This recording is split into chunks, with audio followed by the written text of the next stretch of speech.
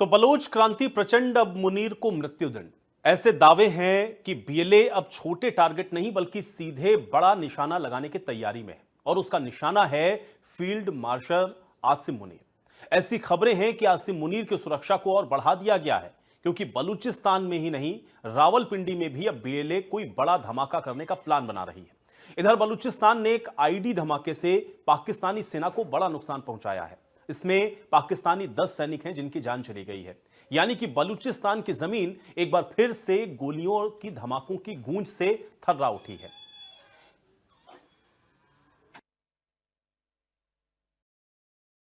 बलूचिस्तान पाकिस्तान के हाथ से निकल गया है।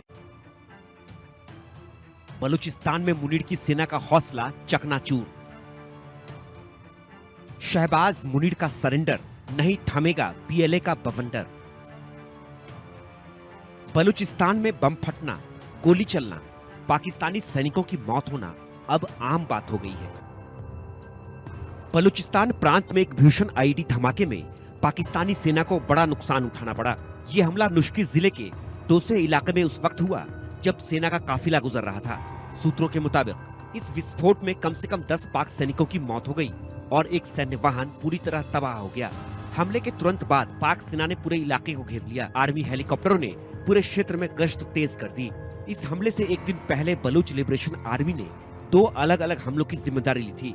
केच जिले के जमुरान में सेना पर घात लगाकर हमला किया गया। बीएलए के मुताबिक इस ऑपरेशन में 2 पाकिस्तानी सैन्य वाहन निशाना बने। एक पूरी तरह नष्ट हो गया और 5 सैनिक मौके पर ही मारे गए। वहीं दूसरी ओर कोयटा के बकरा मंडी इलाके में पुलिस पर ग्रेनेड हमला हुआ। इस हमले में एसएचओ नूरुल्लाह सहित कई पुलिसकर्मी घायल हुए। बीएलए के प्रवक्ता जियंद बलूच ने एक बयान में कहा, पाकिस्तानी सेना पर ये हमले बीएलए की सशस्त्र मुहिम का हिस्सा है। जब तक बलूचिस्तान से पाकिस्तानी फौज पूरी तरह नहीं हटती, हमारा संघर्ष जारी रहेगा। पाकिस्तान की सुरक्षा एजेंसियों ने हजारों बलूच युवाओं, महिलाओं को जबरन उठाया और उनमें से कई बाद में मृत अवस्था में मिले। लिहाजा बीएलए आजादी तक लड़ता रहेगा। बलूचिस्तान लिबरेशन फ्रंट ने पाकिस्तानी सेना पर कई हमलों के वीडियो जारी किए हैं, जिसमें देखिए कैसे जगह जगह पाकिस्तानी सैनिकों के लिए मौत बिखरी पड़ी है। दरअसल बलूचिस्तान में बिगड़ती स्थिति की वजह से बीएलए पाकिस्तान के गले की फांस बन चुका है। इसकी वजह है पाकिस्तानी सरकार की बलूचों की उपेक्षा करना और सेना के निर्देश पर बलूचों का अपहरण और हत्या करना। ऐसे में बलूच नेता, विद्रोही और जनता खुद को पाकिस्तान से अलग करते हुए आजाद बलूचिस्तान के रूप में अपना अलग देश चाहते हैं। लेकिन पाकिस्तान सरकार और सेना ऐसा नहीं होने देना चाहती। लेकिन बलूच लड़ रहे हैं। बलोच लिबरेशन आर्मी सुराब शहर पर पहले ही कब्जा कर चुकी है। अब उन्होंने मस्तुंग में भी कई इलाकों पर कब्जा कर लिया है। बलूचिस्तान के अन्य शहरों पर भी बीएलए के कब्जा करने का खतरा बढ़ गया है, जिससे पाकिस्तानी सेना अलर्ट हो गई है। सैनिकों की तैनाती बढ़ा दी गई है ताकि बीएलए को कामयाबी न मिले। पुलिस भी सेना की मदद कर रही है।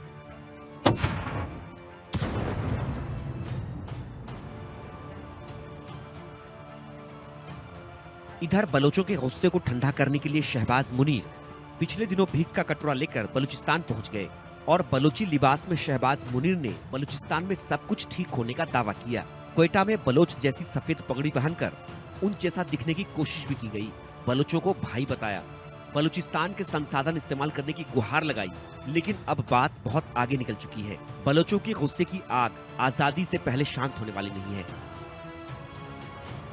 आपको बता दें, बलूचिस्तान में सोने, तांबे और लोहे की खदानें हैं। बलूचिस्तान दुनिया का खनिजों का संग्रहालय है।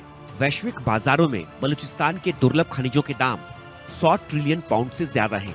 पाकिस्तान और चीन बलूचिस्तान के 5% संसाधनों को निकालने में सफल रहे हैं। 95% संसाधनों की खोज और खनन अभी बाकी है। लेकिन आलम यह है कि सैंदक गोल्ड माइंस में काम करने वाले स्थानीय बलूचों को इतना भी मेहनताना नहीं मिला कि वो ईद बकरीद के त्योहार पर अपने बच्चों के लिए एक जोड़ी जूते और कपड़े खरीद सके, अपना कच्चा घर पक्का कर सके। शायद यही वजह है कि इस बार बलोच शहबाज और मुनीर के साथ कोई समझौते या संधि को स्वीकार नहीं करना चाहते हैं। Bureau report, India news.